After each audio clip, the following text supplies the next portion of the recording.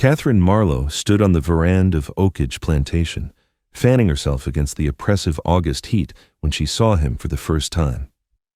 The wagon rolled up the long dirt road, kicking up dust that hung in the still air like a curtain.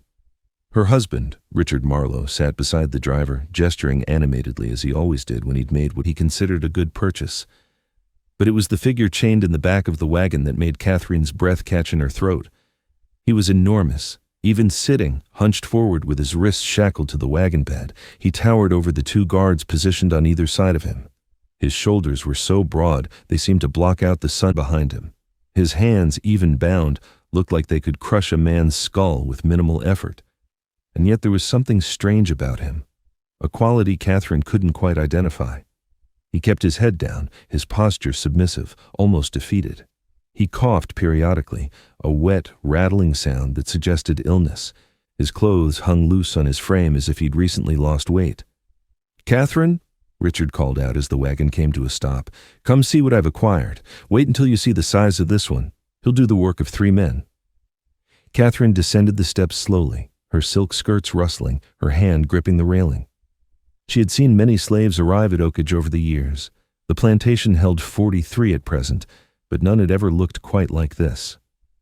As she approached, the giant raised his head slightly, just enough for her to see his eyes. They were dark, intelligent, and for the briefest moment, she saw something flash across them, something that looked almost like calculation, before he lowered his gaze again and coughed into his bound hands. "He's sick," Catherine observed, stepping back instinctively. "Richard, you didn't pay full price for a sick slave, did you?" Richard laughed, the sound booming across the yard. "Minor ailment, nothing more. The seller assured me it's just exhaustion from travel. A few days of rest and proper feeding and he'll be strong as an ox. Look at the size of him, Catherine. Those arms, those shoulders. I got him for half what I'd normally pay because of that cough. It's the deal of the year." Catherine wasn't so sure. There was something about the giant that unsettled her, though she couldn't articulate what. Perhaps it was the way he held himself, that strange combination of apparent weakness and latent power. Or perhaps it was something in his eyes during that brief moment when he'd looked at her, a depth that suggested more awareness than was comfortable. "What's his name?" she asked. "Calls himself Jonas," Richard replied, signaling to the guards to unchain the prisoner. "Says he was field hand on a plantation in South Carolina before his master died and the property was liquidated. Strong worker, no history of running or rebellion, perfect addition to our operation." As the chains were removed, Jonas stood slowly, and Catherine had to tilt her head back to look at his face. He must have been nearly 7 feet tall with a frame that suggested tremendous strength despite the apparent illness. He swayed slightly, as if dizzy, and caught himself against the wagon. One of the guards laughed. "Careful, big man. Don't want to fall and hurt yourself before you've done any work." Jonas said nothing, just nodded submissively and allowed himself to be led toward the slave quarters. Catherine watched him go, that uneasy feeling persisting in her chest like a stone. She'd been raised on a plantation, had lived her entire 28 years in the world of slavery, and had developed certain instincts about the people her husband owned. Something about Jonas felt wrong.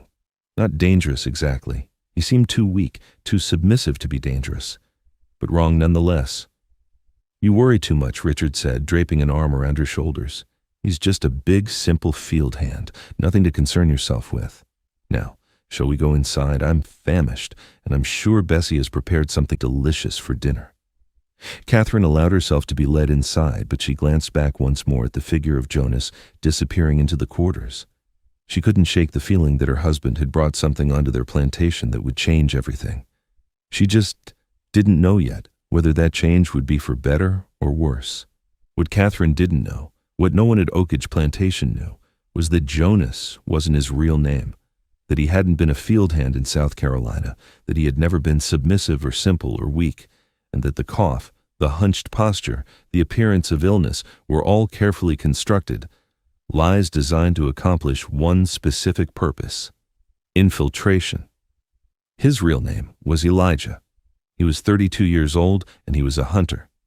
Before we continue with this revenge story, don't forget to subscribe to the channel and comment which city you're listening from. Thank you, and let's keep going. 6 months earlier, February 1857, Tennessee, Elijah had been born free in a small community of free black people in the mountains of Tennessee. His father, Samuel, had been a legendary tracker and hunter who had escaped slavery 20 years before Elijah's birth and had never been recaptured.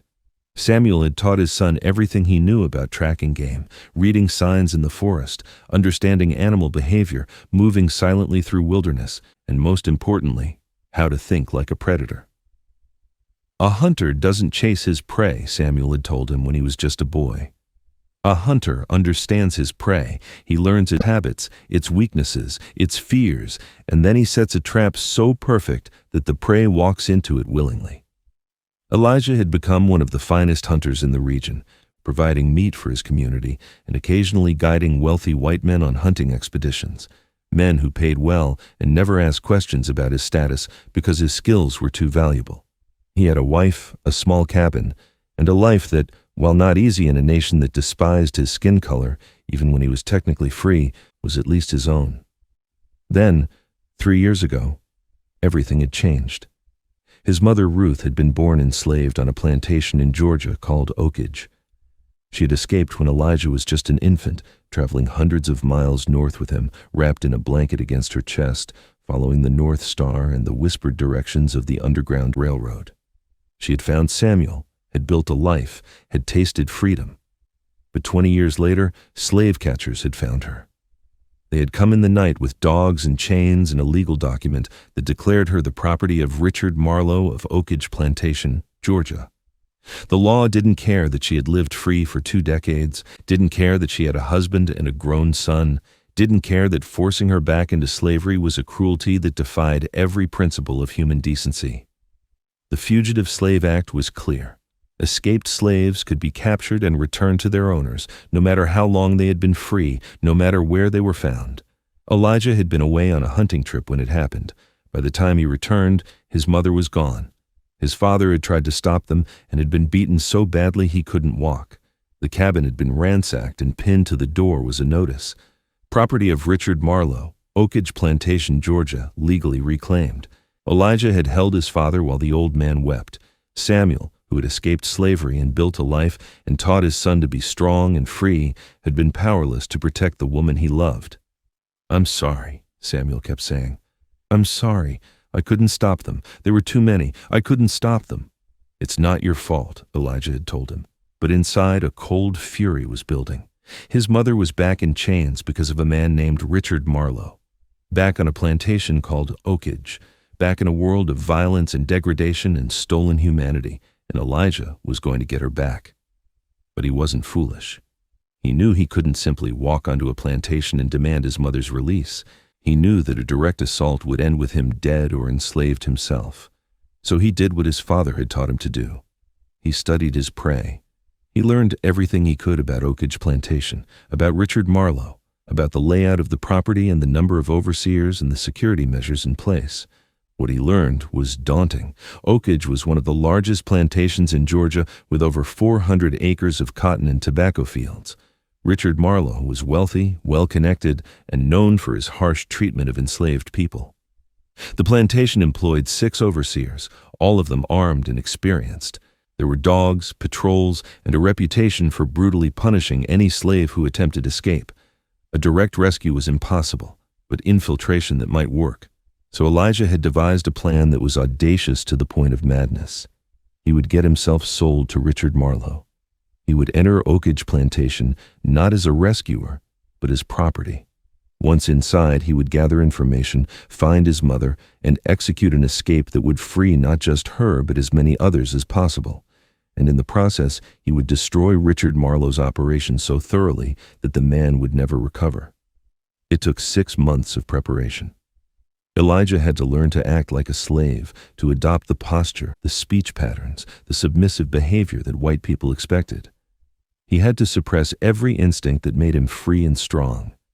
He had to become, at least externally, the kind of property that would be bought and sold. The hardest part was allowing himself to be captured. He had traveled south to the borders of slave territory and had deliberately allowed a slave patrol to find him. He had claimed to be a runaway from a plantation in South Carolina, had given false information about his owner, had acted confused, frightened, and weak. The patrol had believed him because he gave them what they expected to see. A big, simple Negro who had made a foolish attempt at freedom and was now resigned to his fate. He was taken to a slave jail in Augusta where he spent 2 weeks in chains, continuing his performance. He developed a convincing cough by breathing in dust and irritating his throat. He hunched his shoulders and moved slowly as if exhausted. He spoke in the differential tones that white people expected, always averting his eyes, always acting as if he had been beaten into submission. When the traders began preparing for the next auction, Elijah made sure to be placed in the category of questionable health, valuable for his size, but risky because of the apparent illness. He knew that Richard Marlowe was known to attend these auctions looking for bargains, slaves he could purchase cheaply because of some minor defect, and then work to death in his fields. Sure enough, when the auction day came, Richard Marlowe was there. And when Elijah was brought onto the auction block, hunched and coughing, with his massive frame hidden beneath a posture of weakness, Marlowe's eyes lit up with greed. Here was a slave who looked like he could do tremendous work, available at a discount because of a temporary illness. The bidding was brief. Most buyers were skeptical of the cough, worried about disease. But Marlowe was confident, and when the auction ended, Elijah had a new owner. He had successfully infiltrated Oakage Plantation. Now came the hard part. The first week at Oakage was designed to break him, to test whether he was worth the investment Richard Marlowe had made. Elijah was assigned to the cotton fields, the most brutal work on the plantation, where men and women labored from dawn until well past dusk, under the supervision of overseers who carried whips and used them liberally. The head overseer was a man named Garrett Pike, a veteran of plantation management who had worked at Oakage for 15 years. Pike was shorter than Elijah by a foot, but he carried himself with the confidence of someone who held absolute power over other human beings. On Elijah's first morning, Pike looked him up and down with undisguised contempt. "So you're the giant the master bought," Pike said, circling Elijah like a predator examining prey. "Big man with a cough. Let's see if you can actually work or if the master wasted his money." Elijah kept his head down and said nothing, maintaining the submissive posture he had perfected. Pike smiled, a cruel expression that didn't reach his eyes. "You'll be in the Westfield starting today. You'll pick cotton from sunup to sundown. You'll fill your basket to the top, same as everyone else. If you fall behind, you'll be encouraged to work faster. If you slack off, you'll be reminded of your place. If you cause any trouble, you'll learn why runaways from Oakage are so rare. Do you understand?" "Yes, sir," Elijah said quietly, injecting just the right amount of fear into his voice. "Good. Now get to work." The Westfield stretched for acres, row after row of cotton plants heavy with bolls that needed to be picked. 40 slaves worked the field, their fingers moving with practiced efficiency as they plucked cotton and dropped it into the large baskets strapped to their backs. An overseer patrolled the rows on horseback, a whip coiled at his belt, watching for any sign of slacking. Elijah took his position at the end of a row and began picking. His massive hands, which could track a deer through miles of forest and set traps that even the craftiest predators couldn't avoid, now performed the mindless, repetitive task of pulling cotton from plants. He worked slowly at first, maintaining the appearance of weakness, coughing periodically to remind everyone of his supposed illness. But he was also observing, watching the overseer's patrol patterns, counting how many guards were visible at any given time, noting which slaves seemed broken and which still had fight in their eyes. Learning the layout of the fields, the location of the tree line, the distance to various buildings. Every detail was stored away, pieces of a puzzle he was slowly assembling. By midday, his basket was only half full, far behind the other workers. The overseer on horseback noticed and rode over, stopping his horse inches from where Elijah stood. "You're slow, big man, very slow. Surely a giant like you can pick faster than that." Elijah coughed and kept his eyes down. "Sorry, sir, still feeling weak. I'll work faster." The overseer considered this, then without warning, struck Elijah across the back with his whip. The pain was sharp and immediate, but Elijah forced himself not to react beyond a small flinch. He'd experienced pain before, knife wounds from hunting accidents, broken bones from falls, burns from campfires. This was nothing he couldn't handle, but more importantly, he couldn't show strength, couldn't reveal that he was more than he appeared. "That's to help you remember to work faster," the overseer said. "Next time I come by, your basket better be fuller or you'll get more than one." "Yes, sir," Elijah whispered. The overseer rode off and Elijah resumed picking, now moving slightly faster, but still maintaining his performance of weakness. An older woman working nearby glanced at him with sympathy. "Don't let them break you on the first day," she said quietly. "Pace yourself. Show just enough effort that they don't kill you, but not so much that they expect it every day." "Thank you," Elijah said, and meant it. This woman, her name was Abigail, he would learn later, had been at Oakage for 20 years. She knew how to survive. As the sun climbed higher, the heat became oppressive. Sweat poured down Elijah's face and back. His hands, despite their size and strength, began to ache from the repetitive motion. But this was nothing compared to tracking game for days through mountain wilderness. This was nothing compared to what his mother was enduring. Somewhere on this plantation. That thought kept him going. Ruth was here somewhere within these 400 acres. His mother was working, suffering, enduring. He just had to find her. By evening, when the bell finally rang to signal the end of the workday, Elijah's basket was nearly full. Not the fullest, but respectable enough that the overseers didn't punish him further. The slaves trudged back to their quarters, a collection of rough wooden cabins that housed the plantation's labor force. The cabins were cramped, poorly maintained, and offered minimal protection from the elements. But they were shelter, and after 16 hours of work, even a thin mattress on a wooden floor seemed like luxury. Elijah was assigned to a cabin with 5 other men, all of them field workers. They eyed him wearily as he entered, taking in his size, his apparent weakness, his status as a newcomer. "You, the new giant?" asked one man, middle-aged, with a scar across his cheek. His name was Moses. "Yes," Elijah said simply. "You picked much cotton today?" "Not enough. Still sick." Moses nodded, accepting this. "Get better fast, master. Don't keep sick slaves long. Either you work or you get sold south to the rice plantations, and nobody survives rice country." The other men murmured agreement. Elijah filed this information away. Another piece of the puzzle. Oakage was harsh, but apparently there were places even worse, and Marlowe wasn't above selling defective property to maximize his profit. That night, lying on his thin mattress while the others slept, Elijah began his real work. He had spent the day observing, learning the surface details of plantation life. But nights would be for deeper intelligence gathering, for moving silently through the darkness, avoiding detection, gathering the kind of information that would make his eventual plan possible. He waited until the cabin was silent except for snoring, then rose carefully. His size made stealth challenging, but his father had taught him how to move without sound, how to distribute his weight, how to breathe so quietly that even animals wouldn't detect him. These skills, honed over decades of hunting, now served a different purpose. He slipped out of the cabin into the humid Georgia night. The plantation was quiet but not unguarded. Elijah could see torches in the distance where overseers maintained patrol routes. He could hear dogs barking somewhere beyond the main house. Bloodhounds probably trained to track runaways. This would require careful navigation. He moved through the shadows between buildings, staying low, avoiding open spaces. His destination tonight was simple reconnaissance.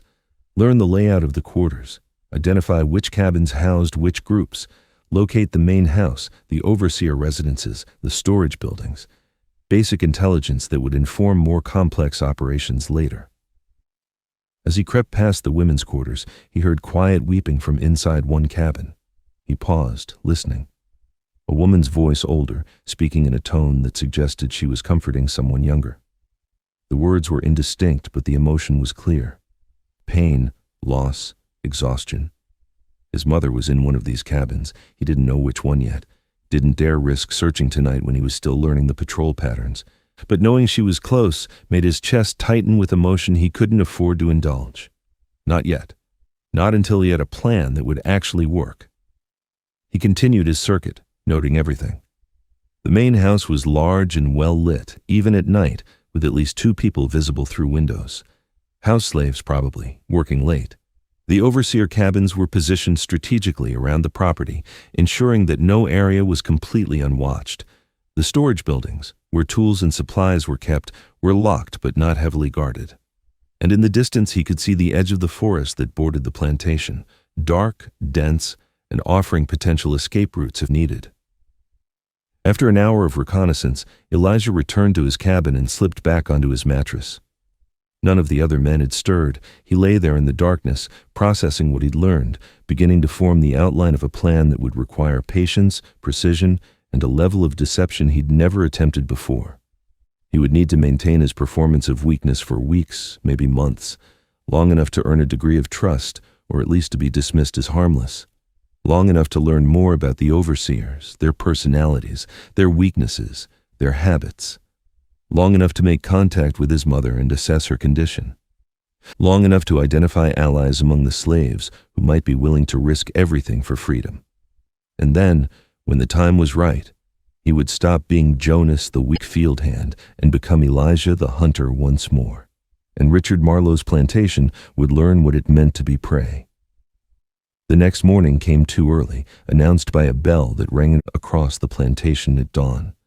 The slaves rose immediately, knowing that delays resulted in punishment. They were given a brief period to eat a meager breakfast of cornmeal mush and water before being marched back to the fields. Elijah fell into the routine, continuing his performance. He picked cotton slowly but steadily, just fast enough to avoid beatings, but not so fast as to seem healthy. He coughed at regular intervals. He hunched his shoulders and moved as if every step required effort, and he watched constantly, gathering more information. On the third day, he made his first important discovery. During the midday break, when slaves were allowed a few minutes to drink water and rest, he noticed a woman working in the adjacent field who moved with a familiar grace despite her obvious exhaustion. She was in her 50s, with gray threading through her hair, and even from a distance, even after 3 years of separation. Elijah recognized her. Ruth, his mother. Every instinct screamed at him to go to her, to speak to her, to assure her that help had come. But he forced himself to remain still. Any unusual behavior would be noted by the overseers. Any connection between them would be remembered. He couldn't risk it. Not yet. But knowing she was there, seeing with his own eyes that she was alive, gave him renewed determination. She looked older than he remembered, thinner, with a weariness that broke his heart. But she was alive, and he was going to get her out. That evening, he learned more about the plantation's hierarchy through conversations with his cabin mates. Moses, the scarred man, was surprisingly talkative once he decided Elijah wasn't a threat. "Master Marlowe, he's mean but predictable," Moses explained as they ate their evening rations. "Long as you work hard and don't cause trouble, he mostly leaves you alone. It's the mistress you gotta watch out for." "The mistress?" Elijah asked, remembering the pale woman who had watched him arrive. "Catherine Marlowe," another man said, his voice dropping to a whisper. "She's worse than the master in some ways. Master beats you when you fail. Mistress beats you when she's bored, and she's always watching, always suspicious. You can't trust her, not for a second." This was concerning. Elijah had been so focused on Richard Marlowe that he hadn't adequately considered his wife, a mistake he would need to correct.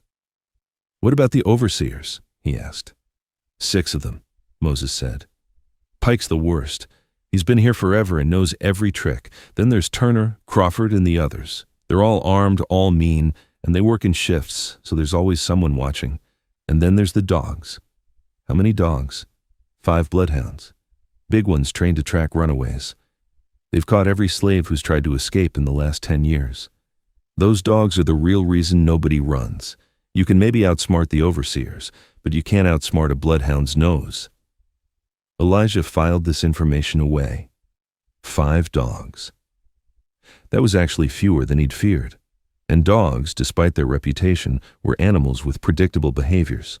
He'd hunted with dogs, tracked with dogs, and most importantly, he'd learned how to evade dogs when necessary. They weren't invincible. "Anyone ever succeed in escaping?" he asked casually. The cabin fell silent. Moses looked at him with something like pity. "Why are you asking? You thinking about running, big man? You'll be dead in a week. Or worse, you'll be caught and made an example of Master Marlowe. He don't just whip runaways. He breaks them, makes them wish they'd never been born, and then he sells them south to places where they work you to death in 6 months. Don't even think about it. I'm not." Elijah lied, just curious. But the conversation told him something important. The slaves at Oakage had been so thoroughly broken, so convinced of the impossibility of escape, that they wouldn't even consider it. This meant he couldn't count on mass cooperation. When the time came, he would have to act with a small, trusted group, or possibly alone. Over the following weeks, Elijah settled into the brutal routine of plantation life while secretly continuing his nocturnal reconnaissance. He mapped every building, every patrol route, every dog kennel. He identified the locations where supplies were stored, where weapons were kept, where the overseers slept. He learned which guards were alert and which were lazy, which dogs were truly dangerous and which were mostly for show. And gradually, carefully, he began to make contact with slaves who seemed like potential allies. Not many. Trust was a luxury that enslaved people couldn't afford, but a few. Abigail, the older woman who had shown him kindness on his first day. A young man named Samuel, who still had fire in his eyes. A woman named Clara, who worked in the main house and had access to information about the Marlowe schedules and habits. He didn't reveal his true purpose, not yet. He simply established himself as someone who listened, who was thoughtful, who might be more than he appeared. Seeds that would grow when the time came. A month after his arrival, Elijah finally found an opportunity to speak directly with his mother. It happened during a Sunday afternoon, the one time when slaves were given a few hours of rest. He had learned that Ruth spent her Sundays in a small garden behind the women's quarters, tending vegetables that supplemented the plantation's food supplies. He approached carefully, making sure no overseers were watching. When he was close enough, he spoke quietly without looking directly at her. "Mama." Ruth's hands froze over the tomato plant she'd been tending, her breath caught. Slowly, she turned to look at him, and Elijah saw recognition dawn in her eyes, followed immediately by terror. "No," she whispered. "No, you can't be here." "Elijah, what have you done?" "I came for you," he said simply. "I came to take you home." Tears spilled down her cheeks. "You fool, you beautiful, stupid fool. Do you know what they'll do if they find out? Do you know what they'll do to both of us? They won't find out, not until it's too late." "How?" Her voice was desperate. "How can you possibly, Elijah? There are 6 overseers, 5 dogs patrols every night. Master Marlowe is connected to every sheriff and slave catcher in 3 counties. Even if we ran, we'd be caught before we made it 10 miles. "Then we don't run," Elijah said. "Not yet. Not until I've prepared everything. Mama, trust me. I'm not the boy you raised. I'm a hunter, and I've spent the last month learning everything about this place. When I move, it will work, I promise you." Ruth stared at him, seeing perhaps for the first time that her son had become something formidable, something dangerous. "What do you need from me?" she finally asked. "Information about the Marlowe, about the house, about anything that might be useful, and patience. This won't happen tomorrow, but it will happen." Over the next several minutes, speaking in urgent whispers, Ruth shared everything she knew. She told him about Richard Marlowe's schedule, his business trips to Savannah that happened quarterly. She told him about Catherine's habits, her tendency to ride out to the fields on horseback to inspect the work. She told him about the main house's layout, including a study where Marlowe kept his personal weapons and papers. Most importantly, she told him about the one night each year when the plantation's guard was at its lowest, the harvest celebration. It was a tradition at Oakage that when the cotton harvest was complete, Richard Marlowe hosted a large party for neighboring plantation owners. The event required all the house slaves to work in the main house, and the overseers were often drunk by midnight, celebrating with the white guests. It was the only time when security was truly lax. "When is the harvest celebration this year?" Elijah asked. 6 weeks early October." "Perfect." Elijah felt pieces of his plan clicking into place. "That's when we move." Ruth asked Elijah, "We can't free everyone. Even if we could escape ourselves trying to take 40 other people." "Not 40, Elijah interrupted. "But not just 2 either. I've been watching, Mama. There are people here who deserve freedom, who would fight for it if they believed it was possible. We're going to give them that chance." Ruth looked at her son.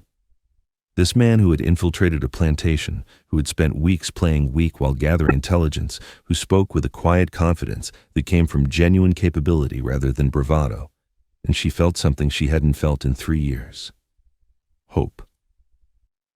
"Tell me your plan," she said. And for the next 20 minutes, while pretending to work in the garden, Elijah outlined exactly how he intended to destroy Richard Marlowe's operation and free not just his mother, but as many enslaved people as were willing to risk everything for liberation. It was audacious. It was dangerous. It relied on perfect timing and flawless execution, but it could work. And that night, as Elijah lay in his cabin pretending to sleep, he allowed himself a small smile. The trap was set. The prey had no idea what was coming.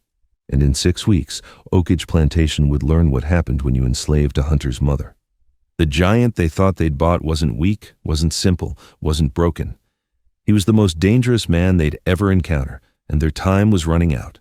The 6 weeks between Elijah's conversation with his mother and the harvest celebration passed with agonizing slowness, each day a carefully choreographed performance of submission, while he refined every detail of his plan. The work in the cotton fields continued its brutal rhythm dawn to dusk 6 days a week, with only Sunday afternoons offering any respite. But Elijah used every moment strategically, turning his enslavement into an extended reconnaissance mission. His illness began to show signs of improvement, but slowly, gradually, in a way that seemed natural. He coughed less frequently. His posture straightened slightly. His cotton picking increased from half a basket per day to 3/4, then to a full basket. The overseers noticed and were pleased. Their investment was paying off. Richard Marlowe himself commented during one of his infrequent visits to the fields that the giant was finally earning his keep. Catherine Marlowe, however, remained suspicious. Elijah noticed her watching him more than the other slaves. Her eyes narrowed as if trying to solve a puzzle she couldn't quite articulate. She would ride out to the fields on her chestnut mare ostensibly to inspect the work, but Elijah could feel her gaze lingering on him longer than necessary. It was unsettling, this attention, but he never acknowledged it, never gave her any reason to think he was anything other than what he appeared to be. During the 4th week of his preparation, Catherine approached him directly. It was midday, the sun blazing overhead, and Elijah was drinking water from the communal bucket when her horse stopped beside him. He immediately lowered his eyes, the gesture of difference so practiced now it was almost natural. "You," she said, her voice sharp. "Jonas, isn't it?" "Yes, ma'am," Elijah replied quietly, not looking up. "You've been here a month now. You're working better, stronger." "Yes, ma'am." "Thank you, ma'am. Look at me when I speak to you." Elijah raised his eyes slowly, making sure his expression showed nothing but respectful attention. Catherine studied his face for a long moment, her own expression unreadable. "There's something about you," she said finally. "Something I can't quite identify. You're different from the others, smarter, perhaps more aware."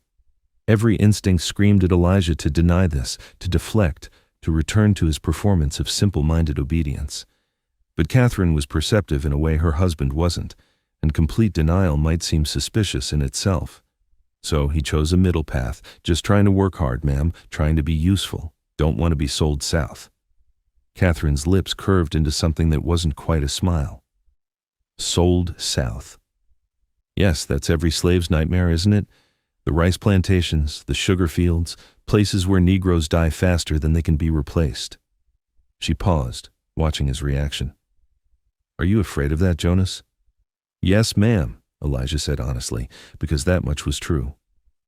He had heard the stories of those plantations where enslaved people were literally worked to death within months.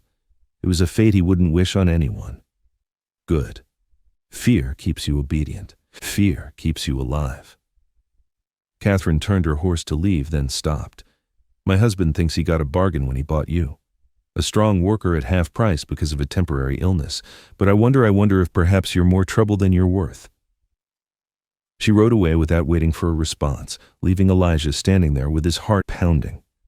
This was dangerous. Catherine's suspicion, even if she couldn't articulate exactly what she suspected, was a threat to everything he'd planned. He would need to be even more careful around her. That evening, he shared his concern with Ruth during one of their carefully arranged brief encounters. They had developed a system where they could exchange a few words during Sunday afternoons without attracting attention. And occasionally, when Ruth was assigned to work in the vegetable garden, Elijah could engineer reasons to be nearby. "Catherine's always been like that," Ruth said quietly, her hands moving mechanically as she pulled weeds. "She watches everyone, looking for signs of resistance, of intelligence, of anything that might threaten their control." But she can't do anything based on suspicion alone. Just keep being what they expect to see. What if she convinces Marlowe to sell me before the harvest celebration? She won't. Richard's too pleased with your cotton production. As long as you keep working hard, he won't get rid of you. Catherine may suspect something, but she has no proof, and Richard doesn't listen to her hunches. Elijah nodded, filing this information away. It highlighted something he'd already observed. The marriage between Richard and Catherine Marlowe was not one of equals. Catherine was intelligent and perceptive, but in the world they inhabited, her opinions mattered less than her husband's financial calculations. As long as Elijah was profitable, he was safe. During the 5th week, Elijah began the most dangerous phase of his preparation, recruiting allies. He had identified 5 slaves who seemed like potential collaborators, people who still had fight in them, who weren't completely broken by the system. The challenge was approaching them without revealing too much, without creating a conspiracy so large that someone might betray it out of fear or hope of reward. His first recruit was Abigail, the older woman who had shown him kindness on his first day. She was 57 years old, had been enslaved at Oakage for 22 years, and had a quiet strength that came from surviving unspeakable hardships. Elijah approached her one Sunday afternoon, speaking in a voice barely above a whisper. "Abigail, can I ask you something? If you had a chance, a real chance to be free, would you take it even if it meant risking your life?" Abigail's hand stilled over the quilt she was mending. She didn't look at him, but her voice, when she spoke, was steady. "Every slave dreams of freedom, Jonas, but dreams don't mean anything when the reality is dogs and whips and slave catchers." "Why are you asking?" "Because dreams can become reality if you plan carefully enough, if you're willing to be patient, if you're willing to fight when the moment comes." Now, Abigail did look at him, her eyes searching his face. "Who are you really? You're not what you pretend to be, are you?" "I'm someone who keeps promises," Elijah said. "And I promised myself I'd free my mother from this place. But I can't do it alone. I need people I can trust, people who are willing to risk everything for a chance at freedom." "Your mother," Abigail repeated slowly. "Ruth, the woman in the vegetable garden. I should have seen it. You have her eyes. Will you help?" Abigail was silent for a long moment, weighing the risk against the possibility. Finally, she nodded. "What do you need me to do?" Over the next 2 weeks, Elijah carefully recruited 4 more allies. Samuel, a 23-year-old field hand who had seen his wife sold away the previous year and burned with quiet rage. Clara, who worked in the main house and had access to information about the Marlowe's routines. Moses, the scarred man from Elijah's cabin who had lived at Oakage long enough to know every detail of its operation, and a woman named Hannah who worked in the kitchen and could provide access to certain supplies when needed. To each of them, Elijah revealed only what they needed to know. He told them that during the harvest celebration, when security would be at its weakest, they would make their move. He told them that he had a plan that would give them a genuine chance at freedom. He told them it would be dangerous, that some of them might not survive, but that the alternative was remaining enslaved for the rest of their lives. All of them agreed to help because even the smallest possibility of freedom was better than the certainty of bondage. The harvest celebration was scheduled for the first Saturday in October. As the date approached, Elijah could feel the tension building in his chest, a combination of anticipation and fear that he worked hard to conceal. Everything he had planned for the past 2 months would come down to a single night. If it worked, they would be free. If it failed, they would all die horribly. 3 days before the celebration, Richard Marlowe called all the slaves together in the yard for an announcement. It was unusual for him to address them directly. He typically left such communications to the overseers, but apparently this warranted his personal attention. "The harvest is complete," Marlowe announced, his voice carrying across the assembled crowd. "Thanks to your hard work," he said this as if they had any choice in the matter. "We've had our best cotton yield in 5 years. This Saturday, I'll be hosting plantation owners from across the county to celebrate our success. All house slaves will be working in the main house to serve our guests. The rest of you will remain in your quarters and will not under any circumstances venture near the main house. Is that understood?" A murmured chorus of "Yes, Master" rippled through the crowd. "Good. And just to ensure everyone remains where they belong, the overseers will be conducting periodic checks of the quarters throughout the evening. Anyone found where they shouldn't be will be dealt with severely. Elijah listened to this pronouncement with a sinking feeling. Periodic checks of the quarters would complicate his plan significantly. He had been counting on the overseers being distracted by the party, drinking with the guests, their attention focused on the main house rather than the slave quarters. This new security measure was a problem. That evening, he gathered his small group of allies behind the storage barn where they could speak without being overheard. "We have a problem," he told them, explaining about the planned checks of the quarters. "If the overseers are patrolling regularly, it's going to be much harder to move without being detected." "So what do we do?" Samuel asked, his voice tight with tension. "Call it off?" "No," Elijah said firmly. "We adapt. This actually might work in our favor if we're smart about it. Think about it. If the overseers are checking the quarters, that means they're moving around, not stationary. They're predictable, and predictable patterns can be exploited." "How?" Clara asked. Elijah thought for a moment, his mind working through the logistics. "How many overseers total?" "6. Moses answered. "Pike, Turner, Crawford, Bennett, Hayes, and the new one, Dalton. And how many will be needed at the main house to supervise the house slaves and keep order among the drunk guests?" Clara, who worked in the house and understood its operations, considered this. "At least 3, maybe 4. Master Marlowe won't want any trouble in front of his guests. He'll want his best overseers there to make sure everything runs smoothly." "So that leaves 2, maybe 3 overseers to patrol the quarters," Elijah said, checking what 43 slaves spread across a dozen cabins. "That's a lot of ground to cover. They'll have to move in a pattern, a route that lets them check each cabin efficiently, and patterns can be timed." Understanding began to dawn on the others' faces. Moses nodded slowly. "If we can figure out their route, we can stay one step ahead of them. Move when they're checking the far cabins. Be back in place before they circle around." "Exactly," Elijah said. "But we need to know their pattern, which means we need someone on the inside who can observe and report." "I can do that," Hannah said. She was a quiet woman in her 40s, easily overlooked, which made her perfect for observation. "I'll be working in the kitchen during the party. I can watch when the overseers come and go, track their timing, and pass information to Clara. And I can get messages to whoever needs them," Clara added. "I'll be serving in the dining room, moving between the main house and the kitchen. I can act as a courier." Elijah felt the plan coming together, adapting to the new constraints. "Good. Here's what we do."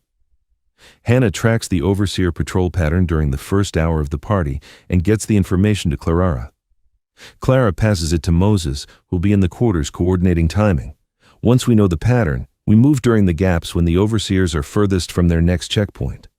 "Move where?" Abigail asked. "What exactly are we doing?" This was the moment when Elijah had to reveal the full scope of his plan.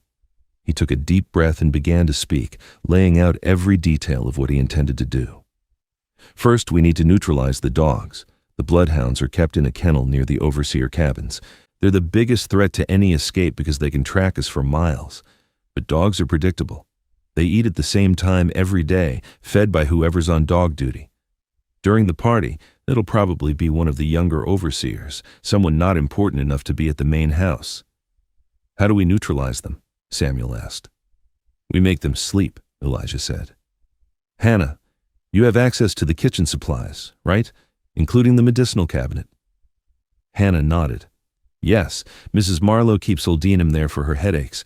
It's a strong sedative, perfect. We mix Eldam into the dog's evening meal. Not enough to kill them. I won't hurt animals who are just following their training, but enough to make them sleep deeply for several hours. Once the dogs are down, the biggest obstacle to our escape is gone. But we still have to deal with the overseers." Moses pointed out, "Even if we can dodge their patrols, eventually they'll notice we're gone. And then they'll send riders, alert the sheriffs, organize a manhunt, which is why we can't just run." Elijah said, "We need to make sure they can't pursue us effectively. That means we need to disable their ability to chase us." He outlined the next phase. While the party was in full swing and the overseers were either drunk at the main house or distracted by their patrol duties, Elijah and Samuel would make their way to the stables. There they would release all the horses, not steal them, which would be noticed immediately, but simply open the gates and drive them into the fields where they would scatter. Without horses, any pursuit would be on foot, giving the fugitives a significant head start. But the real key, Elijah continued, is destroying their records. Richard Marlowe keeps detailed documentation of every slave he owns. Names, physical descriptions, ages, skills, everything a slave catcher would need to identify and pursue us. Those records are in his study in a locked cabinet. Clara, you said you know where he keeps the key. Clara nodded. He keeps it on a chain around his neck, never takes it off. Elijah smiled grimly. Then we'll need to get it from him. Which brings me to the most dangerous part of the plan. While Marlowe is drunk and distracted by his guests, I'm going to get into his study, retrieve those records, and destroy them. Without documentation, we become much harder to pursue. Slave catchers won't know exactly who they're looking for, won't have detailed descriptions to work from. That's insane, Moses said flatly. You're talking about walking into the main house during a party full of white people, stealing from the master while he's still awake and walking back out. You'll be caught before you make it 10 feet. Not if I'm supposed to be there, Elijah countered. Not if I'm part of the serving staff for the evening. He explained his reasoning.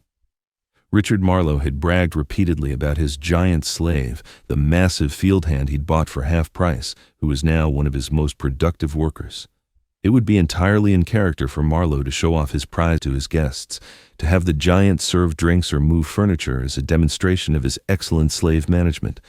All Elijah needed to do was position himself in the right place at the right time, and Catherine, who managed the house slaves, might very well assign him to work the party. And if she doesn't, Abigail asked, then I make sure she does. I'll volunteer, act like I'm trying to be helpful to earn favor. She'll be suspicious. She's always suspicious, but she'll also be too busy managing a party for 40 guests to turn down free labor. The plan was audacious, filled with variables that could go wrong, but it was also the best chance they had. Over the next 2 days, they refined the details, assigned roles, identified fallback positions if things went wrong. Elijah drilled them on timing, on what to do if they were separated, on how to recognize the safe houses and underground railroad markers they might encounter once they made it past the immediate danger zone. And finally, Saturday arrived. The morning of the harvest celebration was chaotic. The main house was a hive of activity as house slaves prepared for the evening's festivities. Tables were set, food was prepared, the best china and silver were polished until they gleamed. In the fields, the remaining slaves worked a half day, finishing the final tasks before being dismissed to their quarters for the duration of the party. Elijah worked mechanically, his mind focused on the evening ahead. Everything depended on precise timing, on a dozen small things going right, on luck and skill combining in the perfect measure. As the sun began to sink toward the horizon, he felt the weight of what he was about to attempt settling on his shoulders. At 4 p.m., the slaves were dismissed to their quarters. At 5 p.m., the guests began to arrive, plantation owners and their wives arriving in fine carriages, dressed in expensive clothes, ready to celebrate another successful harvest built on the backs of enslaved labor. By 6 p.m., the party was in full swing, and Elijah made his move. He approached the main house through the kitchen entrance where Hannah was working frantically to keep up with the demands of feeding 40 guests. She saw him and nodded almost imperceptibly, the signal that she'd already dosed the dog's evening meal with laudanum. Phase 1 was underway. "What are you doing here?" demanded the cook, a free black woman named Bessie, who oversaw the kitchen. "You're supposed to be in the quarters." "I know, ma'am," Elijah said respectfully. "But I heard the mistress might need extra hands for the party, and I wanted to offer my help. I can carry heavy things, move furniture, whatever is needed." Bessie looked skeptical. But at that moment, Catherine Marlowe swept into the kitchen, her face flushed with stress.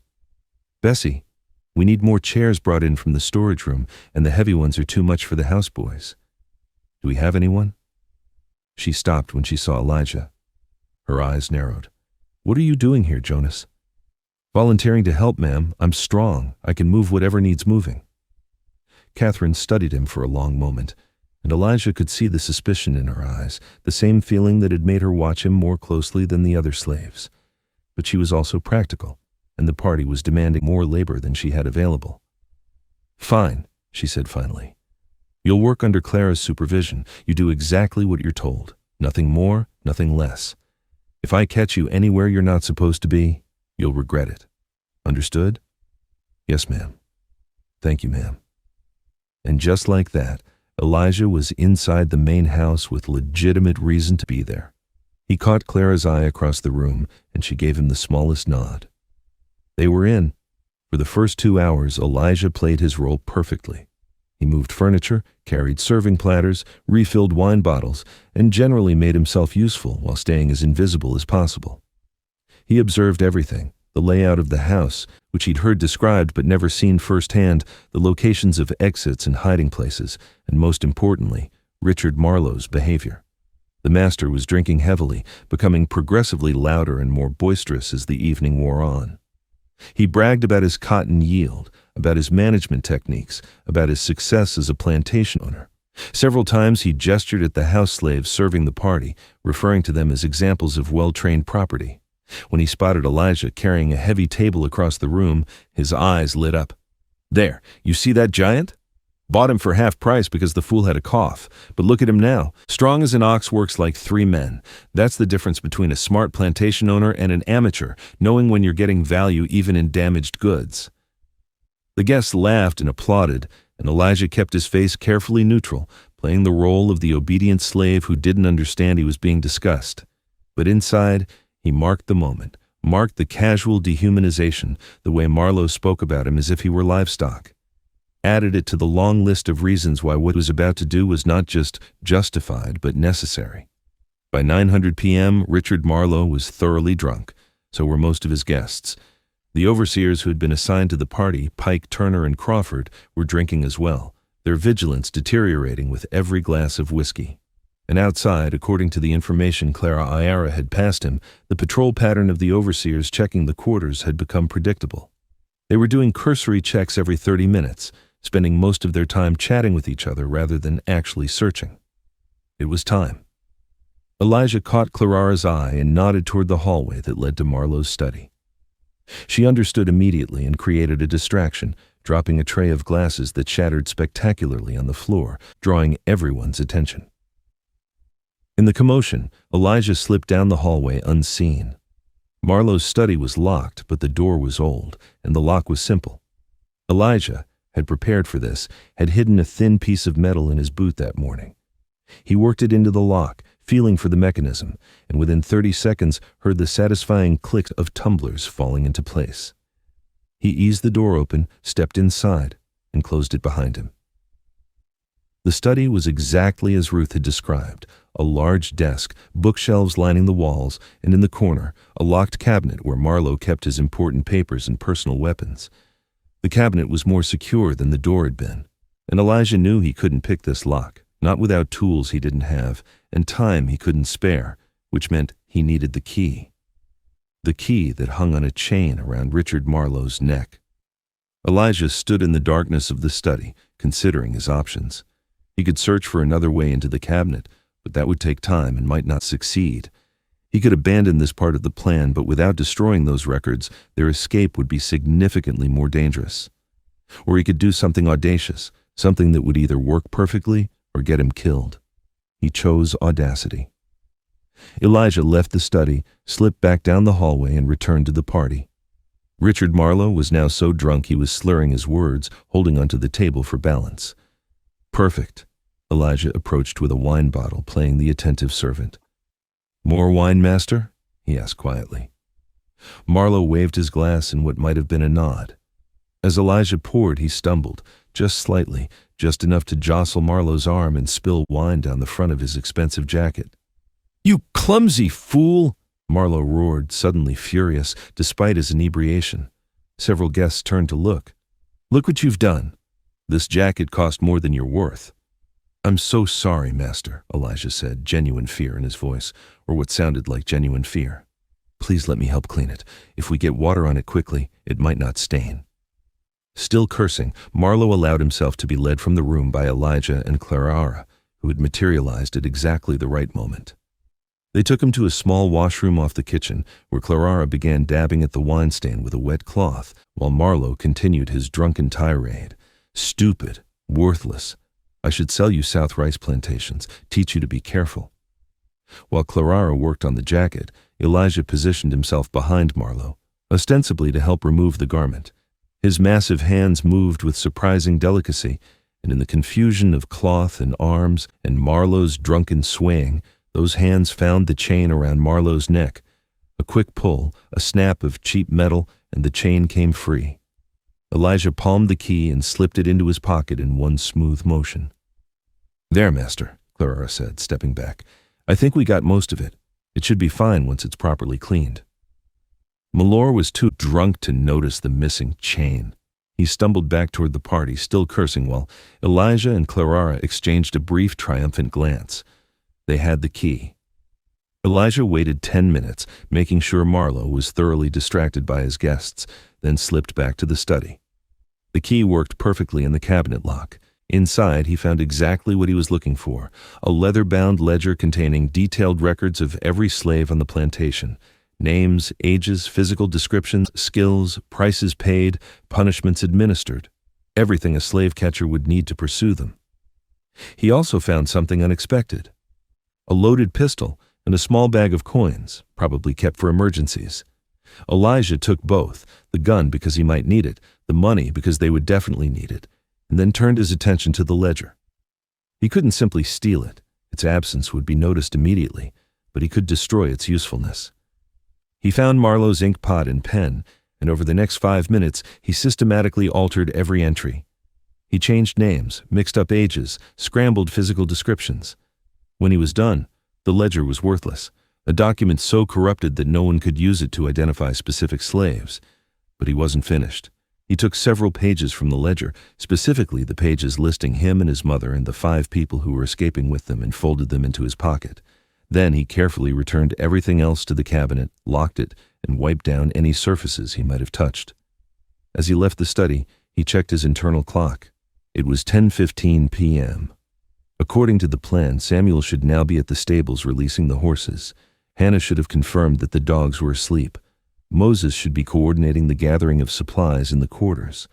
Everything was proceeding on schedule. Elijah returned to the party, played his role for another 30 minutes to establish that he hadn't been gone for any significant length of time, then quietly slipped out through the kitchen as the clock struck 11 p.m. The party was still going strong. The guests, now so drunk they barely registered his departure. He made his way quickly to the quarters, moving through shadows, avoiding the patrol route he'd memorized. When he reached his cabin, he found Moses, Samuel, and Abigail already there along with his mother and the others. They had gathered everything they could carry: food, water, blankets, a few tools. They were ready. "The dogs?" Elijah asked quietly. "Sleeping like babies," Hannah confirmed. "Won't wake up for hours." "The horses," Samuel grinned. "Scattered across 3 fields. They'll be chasing them down for days. The patrol just passed 5 minutes ago." Moses said, "We have 25 minutes before they circle back." Elijah nodded. "Then we go now. Stay close, stay quiet, and follow my lead." They moved as a group through the darkness, 8 people bound together by desperate hope and shared risk. Elijah led them not toward the main road, too obvious, too easily blocked, but toward the forest that bordered the plantation's eastern edge. He knew these woods, had scouted them during his nocturnal reconnaissance, had identified a route that would take them to a creek they could follow north, using the water to mask their scent. Behind them, Oakage Plantation glowed with light and echoed with laughter, oblivious to what had just happened. Richard Marlowe was still drinking with his guests, still bragging about his success, still completely unaware that his giant slave had just executed a plan that would destroy everything he'd built. They reached the tree-inn without incident.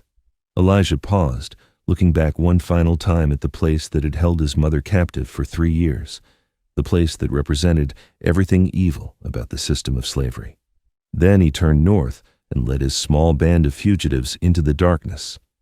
They traveled through the night following the creek as planned, putting as much distance as possible between themselves and Oakage before the alarm was raised. Elijah set a brutal pace. He knew that every mile they covered tonight could mean the difference between freedom and recapture. The others struggled to keep up, especially Ruth and Abigail, both older and weakened by years of hard labor. But they pushed through exhaustion and fear, driven by the knowledge that there was no going back. By dawn, they had covered nearly 15 miles. Elijah found a dense thicket near a ravine and ordered everyone to rest. They were exhausted, their feet bleeding, their bodies pushed past normal limits. But they were also farther from Oakage than any of them had imagined possible. "How long before they realize we're gone?" Clara asked, her voice from exertion. "The party will probably continue until 2 or 3 o'clock in the morning," Elijah estimated. "They won't check the quarters until dawn at the earliest. That gives us maybe 6-7 hours before the alarm is raised. By the time they organize a search party, we'll have a full day's head start. And the horses being scattered will slow them down," Samuel added. "The dogs being drugged will slow them even more," Hannah said. Ruth looked at her son with an expression of wonder. "You really did it. You planned all of this, infiltrated the plantation, gathered allies, and executed an escape that everyone said was impossible. How?" Elijah was quiet for a moment before responding. "You taught me to never accept injustice. Papa taught me to think like a hunter. The rest I figured out along the way." He looked around at the group. 8 people who had risked everything for freedom. But I couldn't have done it alone. Every one of you was essential. Every one of you is the reason we're sitting here right now instead of still being enslaved." "So what happens now?" Moses asked. "Now we keep moving," Elijah said. "We travel by night, hide by day. We head north toward Tennessee, then Kentucky, then Ohio. There are people along the way who will help. Safe houses, conductors on the Underground Railroad. It won't be easy. Some of us might not make it, but we have a real chance." They rested through the hot Georgia day, taking turns keeping watch. As the sun climbed higher, Elijah allowed himself to think about what he had accomplished. He had infiltrated a plantation, endured weeks of slavery, built a network of allies, gathered intelligence, and executed a plan that freed 8 people, including his mother.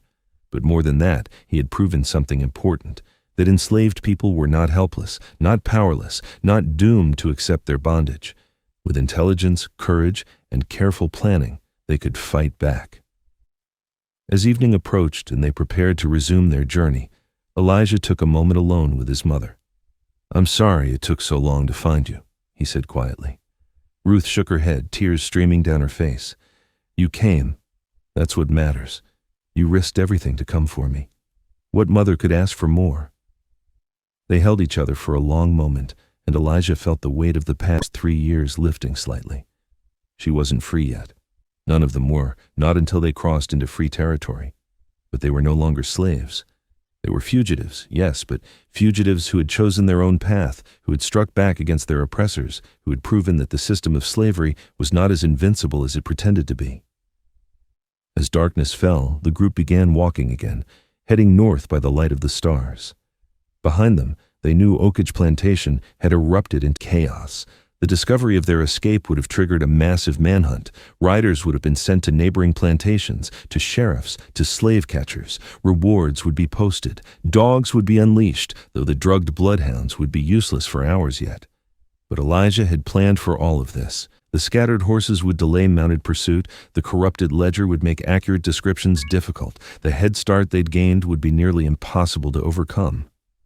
And the route he'd chosen, following waterways, avoiding roads, moving through terrain that was difficult for large groups to search, would make them very hard to track.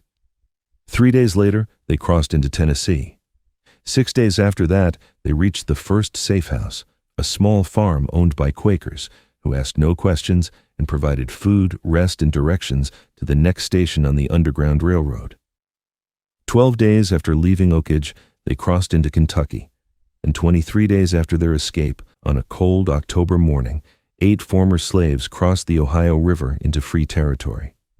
They had made it against impossible odds with nothing but courage and careful planning. They had achieved what the system of slavery insisted was impossible. They were free. Years later, when Elijah was an old man living in Canada, he would tell the story of his infiltration of Oakage Plantation to his grandchildren. He would describe how he had pretended to be weak, how he had endured weeks of slavery, how he had systematically dismantled the security of a plantation and led 8 people to freedom. His grandchildren would listen with wide eyes, barely able to believe that their gentle grandfather had once been the most dangerous slave a plantation owner ever bought. But the part of the story that Elijah always emphasized, the lesson he most wanted them to understand was this: The people who enslaved others wanted the enslaved to believe they were powerless. They wanted them to accept their bondage as natural, inevitable, God-ordained. But it was all a lie. The enslaved had power, the power of intelligence, of courage, of community, of resistance. And when they chose to use that power, when they refused to accept injustice, extraordinary things became possible. Richard Marlowe never recovered from the escape. The loss of 8 slaves was financially damaging, but the blow to his reputation was worse. Other plantation owners whispered about his incompetence, about how he'd been outsmarted by a slave he thought was simple and weak. The story spread, became legend, the tale of the giant who wasn't what he seemed, who infiltrated a plantation and freed his mother and 7 others. It became a source of hope for enslaved people across the South, a reminder that resistance was possible, that freedom could be won. Catherine Marlowe, for her part, never forgave herself for not trusting her instincts. She had known there was something different about Jonas, something dangerous beneath the surface. But she hadn't acted on that knowledge, and it had cost them dearly. She lived the rest of her life with the knowledge that she had seen the truth and ignored it. As for Elijah, he lived to see the end of slavery, lived to see the Civil War and emancipation, and the slow, painful reconstruction of a nation that had been built on bondage. He raised children and grandchildren in freedom, taught them to read and write, gave them opportunities he'd had to fight for. And he never forgot the 8 people who had trusted him enough to risk everything for a chance at freedom. Because that night when they walked away from Oakage Plantation and headed north toward freedom, they had done more than escape. They had proven that they were not property, not objects to be owned and controlled. They were human beings with agency and courage and fundamental right to determine their own destiny. And no one, not Richard Marlowe, not the slave catchers, not the entire system of slavery itself, could ever take that away from them. They had chosen freedom. And that choice, that single act of defiance in the face of overwhelming oppression, was worth more than all the plantations in the South.